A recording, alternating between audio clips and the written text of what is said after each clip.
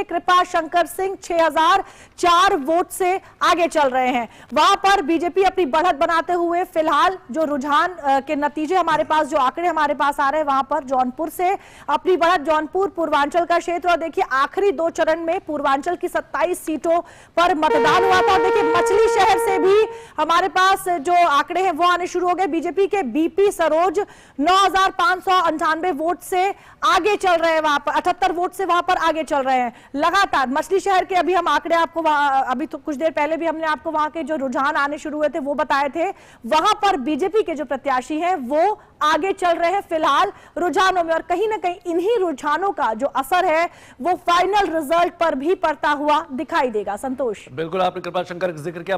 कांग्रेस के बड़े नेता माने जाते हैं, महाराष्ट्र के प्रदेश अध्यक्ष भी रहे, लेकिन भारतीय जनता पार्टी में शामिल हुए, जौनपुर से चुनाव लड़ा और कई 5000 वोटों से वो आगे। रुझानों में आंवला से सपा के नीरज मौर्य भी 5024 वोटों से इस समय आगे चल रहा है। तो कहा जा सकता है विपक्षी गठबंधन भी बड़ी मजबूती के साथ इस चुनाव को उसने लड़ा है। हम ये आकलन, ये समीक्षा का समय होगा कि कौन कौन से मुद्दे जो हैं वो प्रभावी रहे हैं। लेकिन अभी तक के जो आंकड़े, एनडीए गठबंधन 300 से बेहद करीब, सिर्फ 10 सीट दूर रह गया है, 290 पर पहुंच गया है। वहीं विपक्षी गठबंधन इंडिया की बात करें तो 202 सीटों पर। एक और बड़ी खबर, रुझानों में अमेठी से बीजेपी की स्मृति ईरानी पीछे चल रही है, यानी कि केएल शर्मा कांग्रेस के अमेठी से वो आगे चल रहे हैं, और जो केंद्रीय मंत्री स्मृति ईरानी है वो काफी पीछे चल रही है। रुझानों का एक बड़ा चेहरा, लेकिन एनडीए गठबंधन लगातार 300 के आसपास पहुंचने की कोशिश कर रहा है। 291, सिर्फ 9 सीटें दूर। भारतीय जनता पार्टी का जो गठबंधन है, बीजेपी का जो गठबंधन है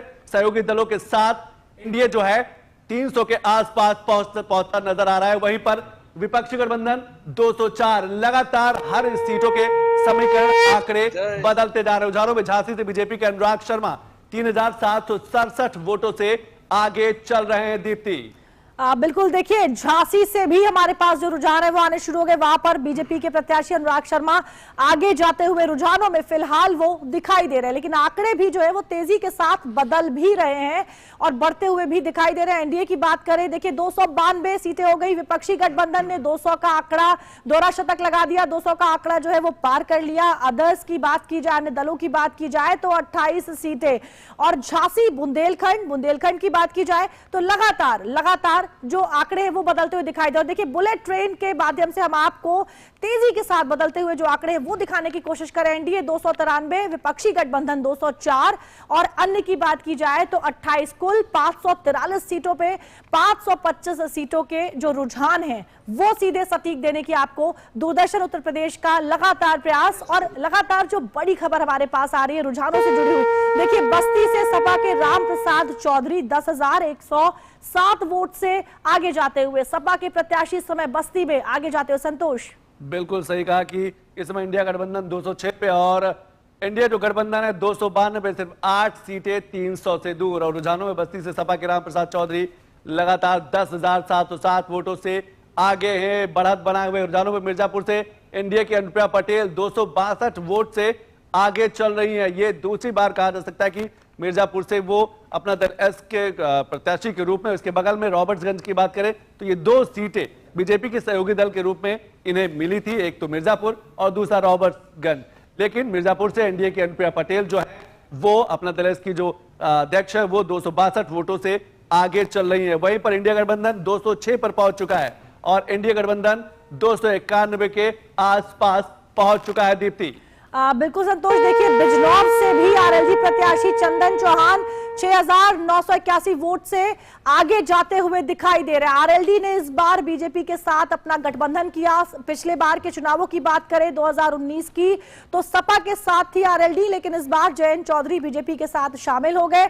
इसका भी असर जो है सीटों पर दिखाई देगा। देखिए गाजियाबाद से बीजेपी के अतुल गर्ग लगातार अपनी बढ़त बनाए हुए रुझानों में 21,519 वोट से आगे चल रहे हैं। फिलहाल के रुझानों में गाजियाबाद से इस बार बीके सिंह जो है उन्हें टिकट नहीं दिया गया। अतुल गर्ग वहां से गाजियाबाद से बीजेपी के प्रत्याशी इस समय अपनी बढ़त बनाए हुए अगर गाजियाबाद की बात करें। देखिए मेरठ से सपा की सुनीता वर्मा 21,000 वोट से आगे, बड़ी खबर, क्योंकि अभी तक वहां से अरुण गोविल जो हैं रुझानों में वो आगे चले थे, लेकिन देखिए संतोष, वहां पर भी आंकड़े बदलते हुए नजर आ रहे हैं। अब सुनीता वर्मा वहां पर 21,000 वोट से आगे चल रही, तेजी के साथ जो आंकड़े हैं वो बदल रहे हैं। संतोष, बहुत तेजी के साथ आंकड़े बदलते जा रहे हैं। 21,000 वोट की मार्जिन भी एक बड़ी अच्छी मार्जिन मानी जाती है। और अभी कुछ देर पहले हमने देखा कि अरुण गोविल जो है वहां काफी उससे आगे थे मतों से, लेकिन अब 21,000 वोटों से वो पीछे चले। एक और बड़ी खबर इटावा से सपा प्रत्याशी जितेंद्र कुमार दोरे 8,000 वोटों से आगे चल रहे हैं। विपक्षी गठबंधन का ये मजबूत प्रदर्शन आप देख रहे हैं। उत्तर प्रदेश की सीटों पर कर देखें तो एक बड़ा प्रदर्शन, कांटे की टक्कर। और इस समय 80 में से एनडीए, जो उत्तर प्रदेश की बात की, एनडीए 39 सीटों पर आगे है, इंडिया गठबंधन 37 सीटों पर आगे है। इलाहाबाद से बीजेपी के प्रवीण पटेल 1200 वोट से आगे चल रहे हैं। तो इस समय बड़ी तस्वीर, बड़े रुझान लगातार बदलते हुए नजर आ रहे हैं कि आखिर क्या होगी तस्वीर हिंदुस्तान के उन 543 संसद की इस बार की क्या तस्वीर होगी, ये अब से कुछ ही देर बाद और तस्वीर साफ होती चली जाएगी। लेकिन इंडिया गठबंधन 290, इंडिया गठबंधन यानी कि विपक्षी दल जो है, विपक्षी गठबंधन जो है वो 208 पर। रुझानों में गौतम बुद्ध नगर से बीजेपी के डॉक्टर महेश शर्मा 64,000 वोटों से आगे, एक बड़ी मार्जिन, एक बड़ा गैप, एक बड़ा अंतर।